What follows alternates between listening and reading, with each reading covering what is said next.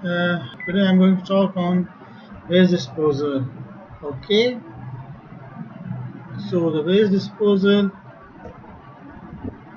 Uh, so it's important to dispose waste, and which is strongly recommended in order to reduce uh, health-related problems in any country. So the whole output of waste protection depend on either an individual living in an urban area or a rural area, dietary factors, dietary habits, lifestyles, as well as a degree of urbanization, industrialization, as well as. So, whatever output of human activity, either at home or either at streets, it lead to production of waste, either solid or liquid. So the per person solid waste produce as per these values in different countries, either low income or high income countries. So the waste disposal, which is man-made activities and the activities that lead to certain waste, either at home or streets or either by sweepings or commercial activities, even in the agriculture's activities like wheat and rice thresh.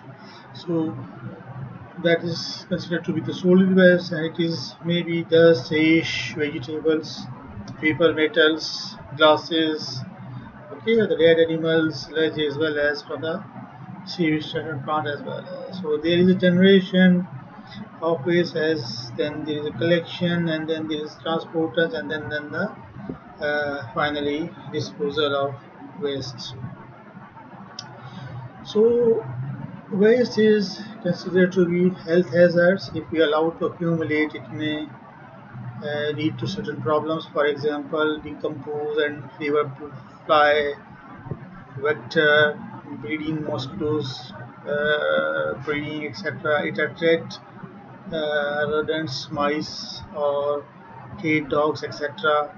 And then the liquid waste, which may contain pathogens, may contaminate water and foods, or in agriculture operations that can lead to a foodborne disease as well as. So the waste may also contaminate soils, and it may contaminate also water, as well as its unsightly and may lead to bad odors as well as. So finally the refuse, which is disposed be carried out on either individual basis or an organized system. For example, in a rural area where there is a refuse disposal is based on an individual where there is a no organized system is there. But in urban area where there is organized system is there, and then there is a rule of municipality where there is a certain certain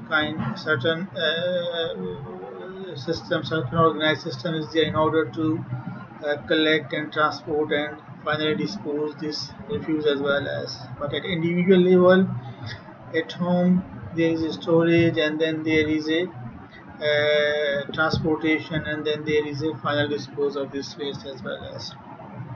For example, at, at house level, where there is a every individuals must have a sanitary dustbin with cover, then there is a public bin, and then there is a, you see, the municipality sanitary workers may collect these, and then there is a transport, and then there is a final disposal at the landfill site is there. So urban area where there is organized system is there, but in rural area, okay, in peripheral rural area where there is no organization, so it is collected and it's transported as by their communities.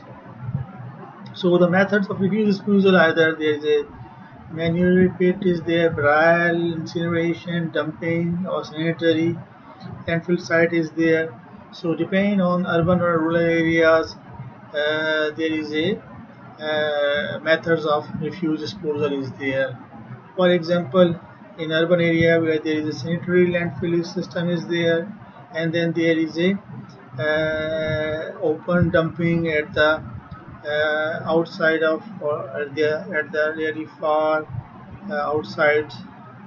So, and then there is a incineration, high temperature burning is there, or there may be briar, or then there is a mineral pit is there as well as in the, for example, in rural areas.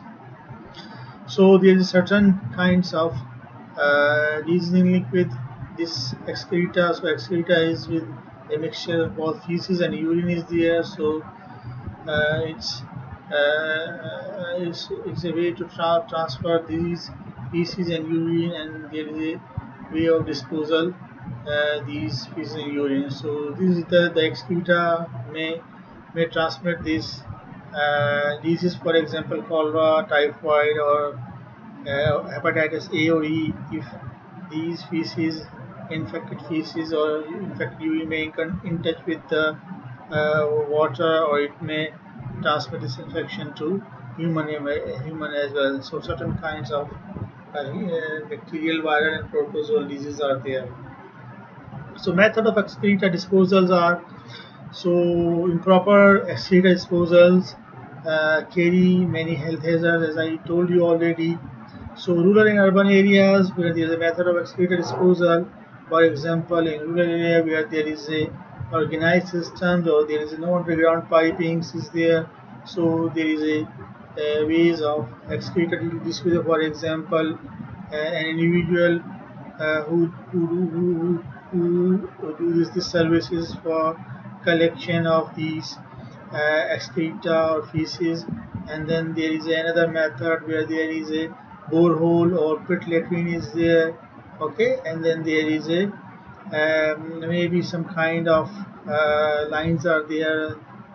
So the this feces, urine or sewage may go to this septic tank is there, and then septic tank there is a process and treatment is there, where there is aerobic and anaerobic is processes there, and then there is a digestion, and then this effluent may go to this lagoon tanks is there.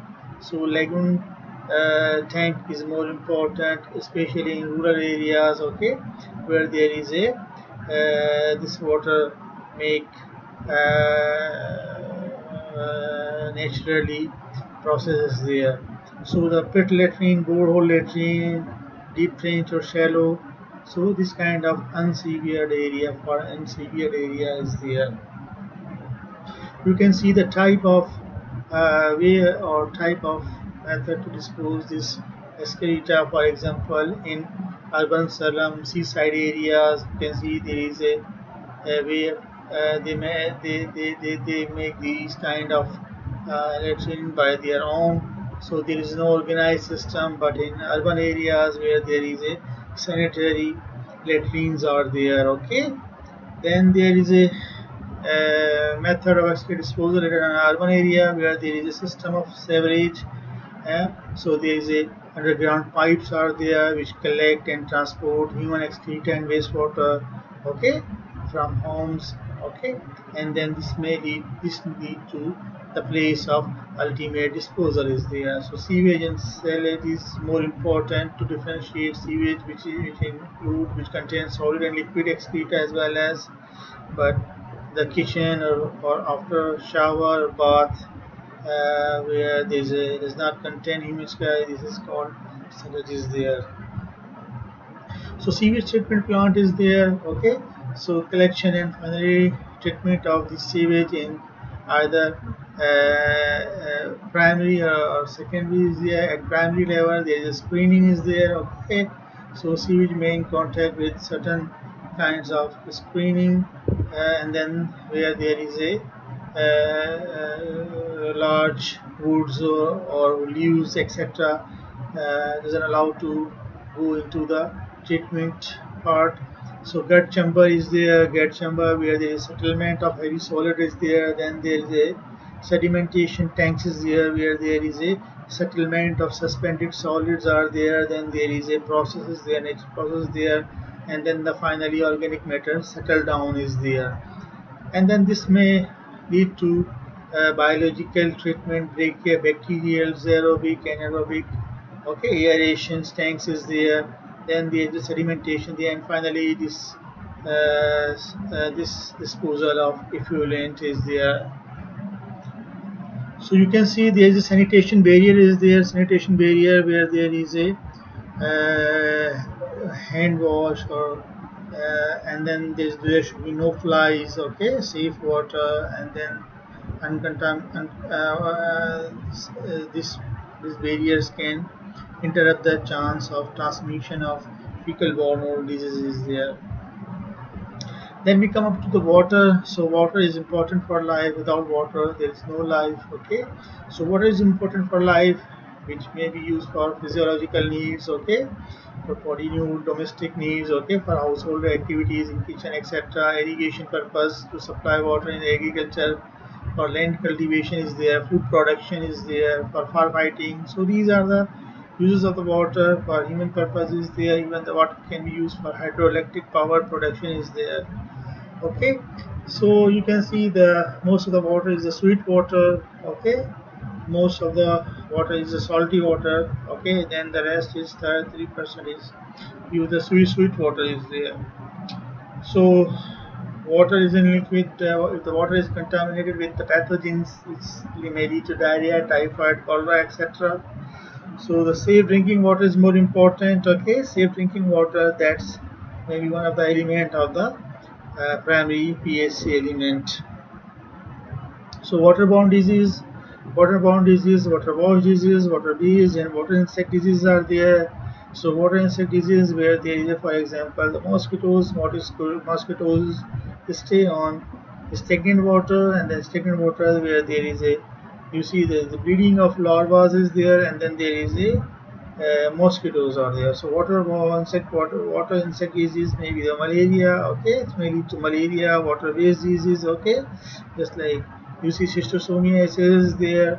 Then there is a water wash diseases are there. Okay, where there is insufficient water for bathing and hygiene is there. There is more chances of water wash disease is there. Then the waterborne disease where there is a water which may contain pathogen, and then this may lead to diarrhea, dysentery, etc. Okay, so these are more important.